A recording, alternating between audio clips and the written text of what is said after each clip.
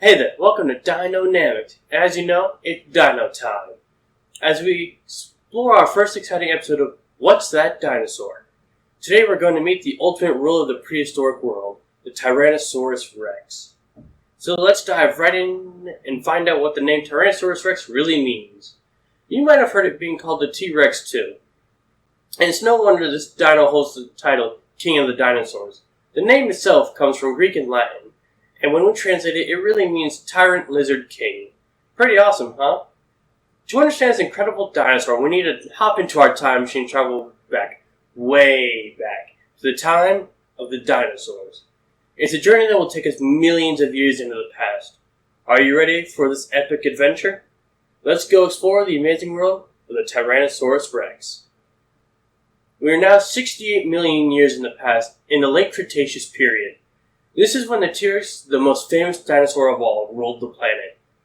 Picture a world where this incredible creature roamed freely. Now imagine a dinosaur that was truly colossal. The T-Rex was a massive carnivore, which means it loved to feast on other dinosaurs. It measured about 12 feet from head to toe, which is taller than a fully grown elephant. But that's not all. This beast stretched a whopping 40 feet from its nose all the way to the tip of its tail. That's longer than a school bus. And get this, the T-Rex weighed as much as 16,000 pounds. That's like having 8 small cars stacked on top of each other. Can you imagine how heavy that is? It's equivalent to 8 whole tons. Even more interesting is the fact that even though the T-Rex weighed so much, it was still able to run about 25 miles per hour. Let's dive into one of the T-Rex's most fascinating features, its terrifying jaws. Imagine a jaw filled with 60 razor-sharp teeth, each about 12 inches long. These teeth were designed for one thing and one thing only, to tear through the flesh and bones of other dinosaurs. And when the T-Rex bit down, it unleashed a bite force of 35 to 57,000 newtons. That's having the strength to rip through a military-grade tank as if it were a stick of butter. With such powerful bite, the T-Rex was a fearsome predator. It hunted medium-sized dinosaurs like the Triceratops, Ankylosaurus, and Edmontosaurus. These were its favorite meals, but don't worry, we'll learn more about them in future videos. Now let's talk about the T-Rex's arms, which are quite famous for being small compared to the rest of its body. These tiny arms were all about 3 feet long. But don't let their size fool you. Despite their short length, they were surprisingly strong. The T-Rex could use its arms to push or hold down other dinosaurs during a hunt. It could even lift objects weighing around 300 to 400 pounds. So the T-Rex had a jaw that could crush through almost anything, and despite its small arms, had some serious strength.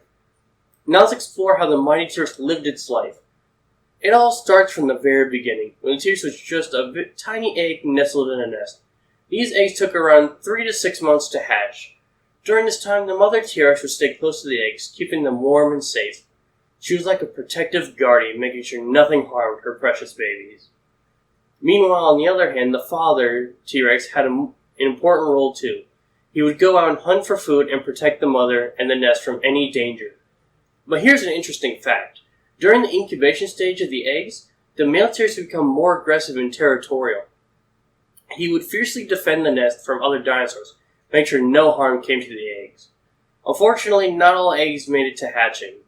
There were sneaky dinosaurs called oviraptors that loved eating other dinosaurs' eggs. These oviraptors were very small and very fast, making it easy for them to snatch and eat T-Rex eggs.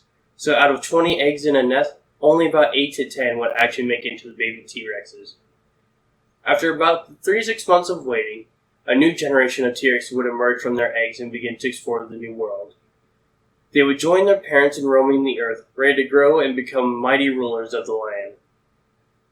During the infant stage of the T-Rex, the mother and father would work together to take care of the little ones. They would hunt for food and protect their offspring until they grew into young adults. But here's an interesting part. The parents would hunt larger dinosaurs than usual. Why, you may ask? Well, they needed to ensure that there was plenty of food not just for themselves, but for their hungry children. At this stage, the T-Rex infants were quite defenseless. They relied on their parents' protection. Paleontologists, which are scientists who study dinosaurs and their fossils, believe that the parents may have taken turns defending the nest and going out to hunt. This would depend on factors like climate and other threats to the children.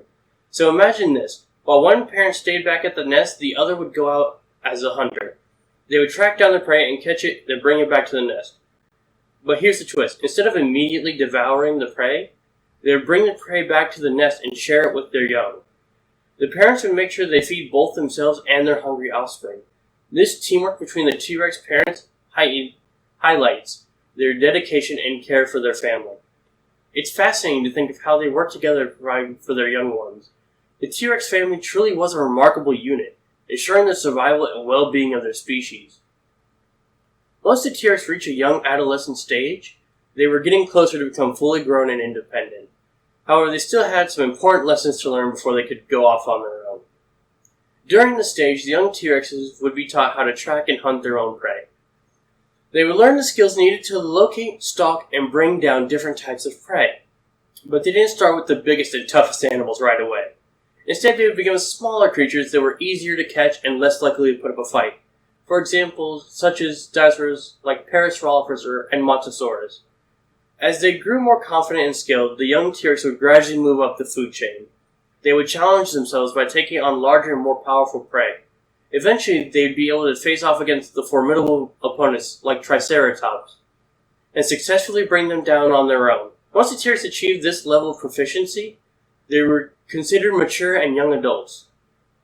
It's now time for them to venture out on their own and start their own life journey. They would leave their parents and siblings behind, ready to repeat the cycle of life and rulers of the land.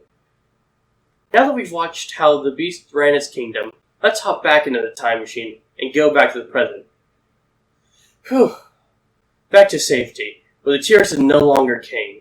So the next time you visit a museum and come face to face with a T-Rex fossil, take a moment to imagine the incredible life it once had.